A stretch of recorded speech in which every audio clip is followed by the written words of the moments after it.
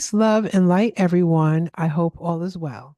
This is your girl, Serena, and I am back. And welcome to Poetry, Publishing, and Literary Artistry. I am a self published author, a poet, a spoken word artist, and a publishing coach, and a workshop extraordinaire. And today I am going to come and talk to you about beta readers. Oh my goodness. So, what are beta readers? I get that question in every class I teach when I talk to people about the self publishing process. So, beta readers are superheroes, as this image is showing. They are going to be good friends of yours. Once you've written a wonderful book, and it's flushed out. Now I have edited with an asterisk, and there's a reason. Um, only only some people that get their books edited before a beta reader reads it are those that need heavy editing. Some people um, have the greatest stories in mind, but grammatically they need assistance. So they may talk to their editor and say, "Hey, I just need you in their contract. I need you to just flush it out so it makes more sense. So my beta readers don't get hung up on the grammatical errors. But typically you want to have your beta readers read the book first.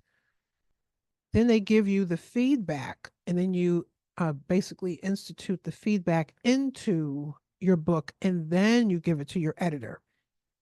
That's why there's an asterisk there. So your beta readers is a test group, and they are the ones that are going to read your book.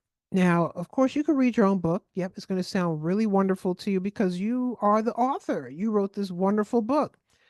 But you want beta readers who are going to be honest, and they are going to tell you how it sounds to them. They are basically your audience. So there's a variety of ways you can recruit them. You can go on social media platforms. You can go to organizations. There's writers groups. There's organizations. I live in the DC area. We have different organizations here that have poetry groups and writing groups. And you can put out a call for readers on your website if you have a website or on social media. You can ask friends and colleagues. If you ask friends, you want them to be open and honest about your book. You also want to have people that are avid readers, not just people who say, "Hey, I want to read your book," just to read it, and then 6 months later they're still sitting on your book. You want to make sure that when you have beta readers in place, that you have an agreement with them. Pretty much it's almost like a contract, but you want to have a deadline in there. You want to make sure that they have your book back to you because you want to have time to take that feedback and then put it into your book, flush it out so you can then send it on to your editor. So, example of places where you could find beta readers. You have the Writers Center that's in the DC area, a wonderful organization called the Writers Block. They are in Dallas, Texas. Public libraries, independent bookstores. They also have like critique groups that meet there. And online groups. There are tons of online groups. So, how many beta readers? That's always another question. How many do you want to have? You do not need to have an entourage of beta readers, 2 to 3 people max. Now, why? That's because you don't need 10 sets of feedback coming to you about your book. Just 2 or 3 people. You don't want to have just one because you want to have someone else to offset that one person. So, two minimum, three is a comfortable number. But think about it, you want to read through all their comments, everything they said, and see what you would like to really utilize for your book so it sounds better, it flows better.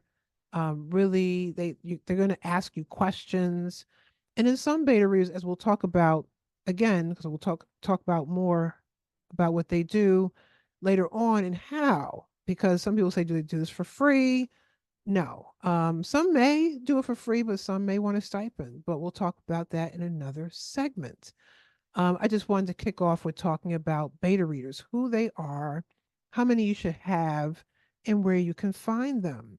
So you have to stay tuned to learn more about beta readers.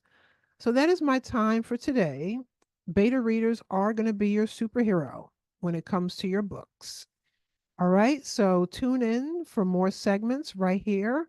You can check me out on my website if you have questions, you want to learn more about poetry and the self-publishing process as well. You can go to my website, serenawills.com, SERENAWILLS.com, or you can check me out on social media under Divine Right. That is my spoken word and stage name, DIVINEWRYTE. Don't forget the Y.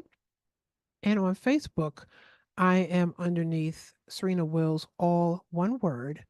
So that is my time for today. I hope you learned a lot about beta readers. Stay tuned to learn more in upcoming segments and take good care. One love. Bye now.